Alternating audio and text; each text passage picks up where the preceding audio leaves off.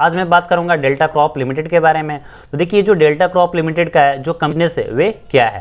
तो देखिए जो कंपनी का जो बिजनेस है वे Indian gaming and hospitality corporations that owns and operates casinos and hotels under several brands. यानी देखिए जो मेनली ये जो कंपनी है वह कैसीनो से सबसे ज़्यादा पैसा कमाती है। देखिए एक टाइप का एक जुआ हो गया, अगर आप लक्की रहे तो आपको पैसा मिलेगा, अगर आप लक्की नहीं है तो आपका जो पैसा है वह डूब जाता है।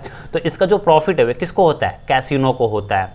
तो देखिए अपने आप में ये जो डेल्टा क्रॉप लिमिटेड है और इंडिया में इसका जो कंपटीटर है वह बहुत ही कम है, क्योंकि देखिए इंडिया में दो ही कंपनी, एक डेल्टा क्रॉप लिमिटेड है और दूसरा है टचवुड एंटरटेनमेंट लिमिटेड कंपनी है। यानी इंडिया में बस दो ही कंपनी है और इसका जो कंपटीटर है वे कोई नहीं है। और मेनली जो इसका जो कैसीनो चलता है वह गोवा में चलता है। तो देखिए सबसे पहले हम चार्ट की बारे में बात कर लेते हैं। देखिए अगर मैं एक दिन की मैं बात करूं तो 0.60% का डाउन है। अगर मैं 5 डे की बात करूं तो लगभग 5.7% डाउन है। अगर मैं एक महीने की बात करूं तो 7% अप है। अगर मैं 6 महीने की बात करूं तो 26% डाउन है। अगर मैं ईयर टू डेट की बात करूं तो 20% डाउन है। अगर मैं 1 साल की मैं बात करूं तो लगभग 7% डाउन है। अगर मैं 5 साल की मैं बात करूं तो 8% अप है। अगर मैं मैक्सिमम की बात करूं तो ये अपने ऑल टाइम 435% के हाई पर है। चलिए सबसे पहले हम कंपनी का फंडामेंटल एनालिसिस कर लेते हैं। देखिए जो कंपनी का जो मार्केट ऐप है वह 5583 करोड़ का स्टॉक प्रॉफिट अर्निंग रेशियो देखा जाए तो 35.1 है। रिटर्न ऑन कैपिटल एम्प्लॉयड की बात किया जाए तो 5.40% है। कंपनी का जो करंट मार्केट प्राइस है वह 209 रुपये है। कंपनी का जो बुक वैल्यू है वह 75.6 रुपीज़ है। रिटर्न ऑन इक्विटी की बात करूँ तो 3.2% है। 52 वीक हाई की मैं बात करूं तो 340 है और 52 वीक लो की बात करूं तो 162 है। और ये जो कंपनी है आपको डिविडेंड इतना अच्छा खासा नहीं देती है और जो कंपनी का जो फेस वैल्यू है वे 1 रुपीज़ है। देखिए जो मैं आपको बताया था कि जो कंपनी के जो कंपटीटर है वे बहुत ही कम है, तो अपने आप में एक मोनोपोली स्टॉक्स है। अगर मैं क्वार्टरली बेसिस पे देखा जाए तो देखिए जो कंपनी का जो सेल्स है वे किस तरह से इंक्रीज होता हुआ नजर आ रहा है। यानी जून 2019 में 187 करोड़ का सेल्स है, सितंबर 2019 में 201 करोड़ का सेल है, दिसंबर 2019 में 205 करोड़ का सेल्स है, 2020 में 181 करोड़ का सेल्स है, 2020 में 48 करोड़ का सेल है, 2020 में सितंबर 2020 में 38 करोड़ का सेल है, दिसंबर 2020 में 121 करोड़ का सेल्स है, मार्च 2021 में 211 करोड़ का सेल्स है, जून 2021 में 76 करोड़ का सेल्स है, सितंबर 2021 में 75 करोड़ का सेल्स है, दिसंबर 2021 में 247 करोड़ का सेल्स है, मार्च 2022 में 218 करोड़ का सेल्स है, जून 2022 में देखा जाए तो 250 करोड़ का सेल्स है। यानी क्वार्टरली बेसिस पे देखा जाए तो जो कंपनी का जो सेल्स है वे काफ़ी ज़्यादा आपको इंक्रीज होता हुआ नजर दिखाई दे रहा है।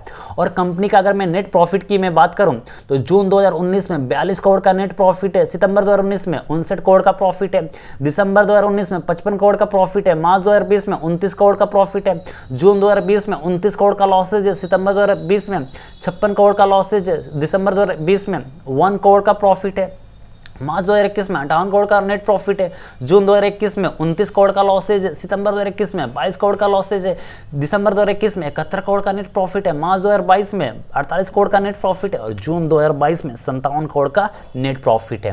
देखिए जो कंपनी का जो एक्सपेंसेस है वे तो काफ़ी ज़्यादा बड़ा है और कंपनी का जो अदर इनकम है उसमें भी हमें इंक्रीज होता हुआ नज़र दिखाई दे रहा है और कंपनी का जो ईपीएस है उसके अंदर भी हमें सुधार होता हुआ नज़र दिखाई दे रहा है। अगर मैं ईयरली बेसिस की मैं बात कर रहा हूँ तो देखिए 2011 में जो कंपनी का जो सेल्स था 376 करोड़ का, 2012 में 365 करोड़ का, 2013 में 425 करोड़ का है, 2014 में 559 करोड़ का, 2015 में 300 करोड़ का है, 2016 में 375 करोड़ का है, 2017 में 455 करोड़ का है, 2018 में 608 करोड़ है, 2019 में 798 करोड़ का है, मार्च 2020 में 773 करोड़ का सेल्स है, मार्च 2021 में 419 करोड़ का है, 2022 में 616 करोड़ का सेल्स है। यानी देखिए जो कंपनी का जो ईयरली बेसिस पे देखा जाए तो कंपनी का जो सेल्स है वे हमें इंक्रीज होता हुआ नजर आ रहा है। बट 2019 और 2020 में जो कंपनी का जो सेल्स था वे काफ़ी अच्छा था, तो 2022 में थोड़ा सा हमें डिक्रीज होता हुआ नज़र दिखाई दे रहा है। और कंपनी की अगर मैं अदर इनकम की मैं बात करूं तो वे भी काफ़ी ज़्यादा तेज़ी से बढ़ा है। यानी जो कंपनी का जो इनकम है वे अदर इनकम है वे 30 करोड़ का है। अगर मैं नेट प्रॉफिट की मैं बात करूं तो 2011 में जो कंपनी का जो नेट प्रॉफिट था 165 करोड़ है, 2012 में 67 करोड़ का नेट प्रॉफिट, 2013 में 49 करोड़ का नेट प्रॉफिट, 2014 में 64 करोड़ का नेट प्रॉफिट है, 2015 में 28 करोड़ का लॉसेज है, 2016 में 36 करोड़ का नेट प्रॉफिट है, 2017 में 71 करोड़ का नेट प्रॉफिट है, 2018 में 155 करोड़ का नेट प्रॉफिट है, 2019 में 196 करोड़ का प्रॉफिट है, 2020 में 185 करोड़ का प्रॉफिट है, 2021 में 26 करोड़ का लॉसेज है, 2022 में 68 करोड़ का प्रॉफिट है, और टर्म टू टर्म देखा जाए तो 154 करोड़ का नेट प्रॉफिट है। देखिए 2011 में जो कंपनी का जो ईपीएस था वे काफ़ी अच्छा था। 2022 की अगर मैं कंपेयर देखूं तो जो कंपनी का जो ईपीएस है वे 3 गुना कम हो चुका है। और जो ये कंपनी है आपको थोड़ा बहुत डिविडेंड भी पे करती है, बट इतना ज़्यादा आपको डिविडेंड नहीं देती है। तो देखा जाए तो जो कंपनी का जो नेट प्रॉफिट है वे इतना अच्छा खासा जनरेट नहीं कर पा रही है 2011 के कंपेयर में और 2019 के कंपेयर में।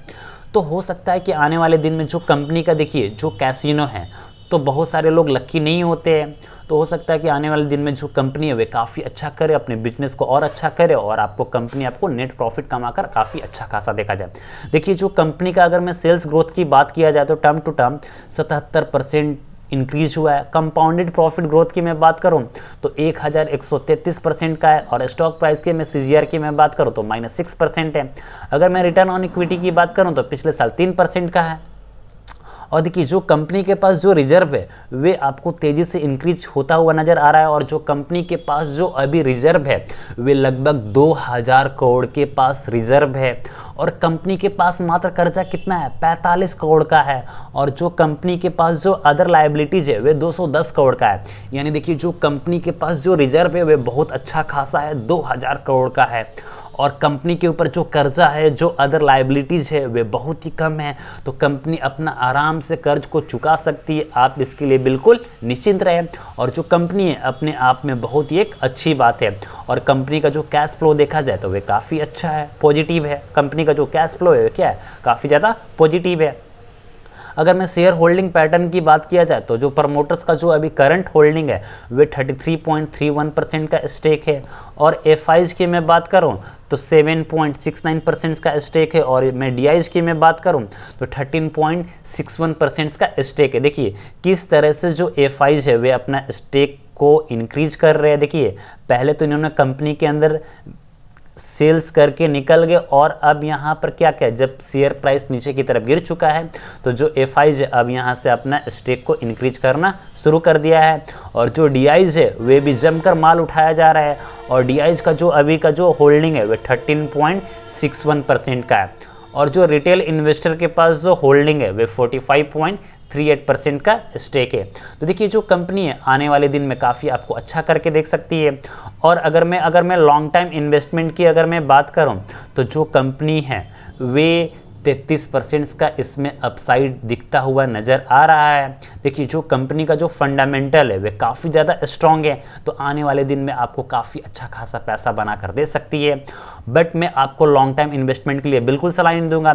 शॉर्ट टाइम में आप 20% का टारगेट लेकर चलिए, और जैसे शॉर्ट टाइम में 20% का टारगेट बुक होता है आप वहाँ से प्रॉफिट बुक करके आप निकल सकते हैं। तो अगर मैं इसका टारगेट प्राइस रहेगा तो देखिए जो मेरा जो पहला टारगेट प्राइस होगा वे 220 का होगा, जो सेकंड टारगेट प्राइस होगा वे 235 का होगा, और जो थर्ड टारगेट प्राइस होगा वे 250 का होगा। तो आप शॉर्ट टाइम में 250 तक का आप अब टारगेट लेकर चल सकते हैं, और जो होल्डिंग पीरियड होगा वे 1 से 2 महीने का होल्डिंग पीरियड होगा। तो आप वहां से शॉर्ट टाइम में प्रॉफिट बुक करके आप अच्छा खासा प्रॉफिट बुक कर सकते हैं। वीडियो अच्छा लगा तो अपने दोस्तों के साथ शेयर कीजिए, और चैनल को सब्सक्राइब करना ना भूलें। जय हिंद, जय भारत।